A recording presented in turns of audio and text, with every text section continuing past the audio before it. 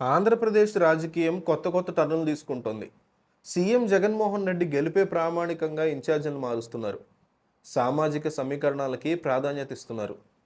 ఎమ్మెల్యేగా అవకాశం దక్కని వారికి ఎమ్మెల్యే, రాజ్యసభ, ప్రభుత్వంలో పదవుల మీద హామీలు ఇస్తున్నారు. ఈ సమయంలోనే మార్చిలో రాజ్యసభ ఎన్నికలు జరగబోతున్నాయి. వైసీపీకి 3 సీట్లు దక్కబోతున్నాయి. ఈ 2 సీట్ల నుంచి జగన్మోహన్ రెడ్డి ఎవరిని ఎంపిక చేస్తారనేది ఆసక్తికరంగా మారింది. వచ్చే ఏప్రిల్లో 55 మంది రాజ్యసభ సభ్యులు పదవీ విరమణ చేయనున్నారు. ఆంధ్రప్రదేశ్కి చెందిన బీజేపీ నేత జీవీఎల్ నరసింహారావు ప్రస్తుతం ఉత్తరప్రదేశ్ నుంచి రాజ్యసభకి ప్రాతినిధ్యం వహిస్తున్నారు. ఆయన పదవీ కాలం ఏప్రిల్తో ముగుస్తుంది. తెలంగాణలో 3 సీట్లు ఖాళీ అవుతాయి. అందులో 2 కాంగ్రెస్కి, 1 బీఆర్ఎస్కి దక్కే అవకాశం ఉంది. ఇటు ఏపీలో 3 సభ్యులు పదవీ విరమణ చేయనున్నారు. అందులో వైసీపీ నుంచి వేమిరెడ్డి ప్రభాకర్ రెడ్డి, టీడీపీ నుంచి కనకమేడల రవీంద్రబాబు, బీజేపీ నుంచి సభ్యుడిగా ఉన్న సీఎం రమేష్ పదవీకాలం ముగియనుంది. ఈ ముగ్గురు 2024 ఏప్రిల్ 2న పదవీ విరమణ చేయబోతున్నారు.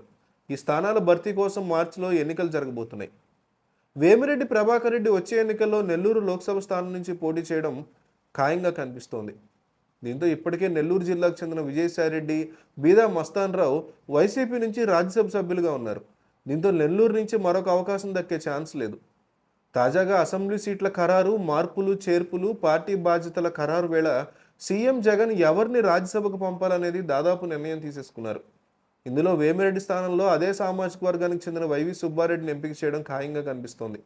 2019 ఎన్నికల్లో వైవీకి సీటు దక్కలేదు. ప్రస్తుతం వైసీపీ ఉత్తరాంధ్ర సమన్వయకర్తగా ఆయన వ్యవహరిస్తున్నారు. ఇప్పటికే సుబ్బారెడ్డికి హామీ దక్కినట్టు తెలుస్తోంది. ఇక సీఎం రమేష్, కనకమేడల స్థానంలో వైసీపీ మరో 2 అభ్యర్థులను ఖరారు చేయాల్సి ఉంది. వీటిలో ఒక స్థానం మైనార్టీ వర్గానికి ఇవ్వబోతున్నట్టు తెలుస్తోంది. సినీ నటుడు ఆలీకి ఈసారి సీటు ఖాయమని పార్టీ వర్గాల్లో ప్రచారం సాగుతోంది.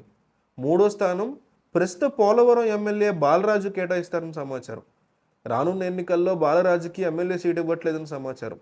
ఎస్టీ వర్గాలకే ప్రాధాన్యత ఇవ్వాలన్నది సీఎం ఆలోచనగా తెలుస్తోంది. ఈ ఎన్నికల వేళ సామాజిక సమీకరణాల ఆధారంగానే రాజ్యసభ అభ్యర్థులను ఖరారు చేయబోతున్నారు. ఈ 3 స్థానాలకి అభ్యర్థుల ఎంపికతో రాజ్యసభలో వైసీపీ సంఖ్యాబలం 11కి చేరబోతోంది. మొత్తం ఏపీ నుంచి ప్రాతినిధ్యం అందరూ వైసీపీ సభ్యులే ఉండబోతున్నారు.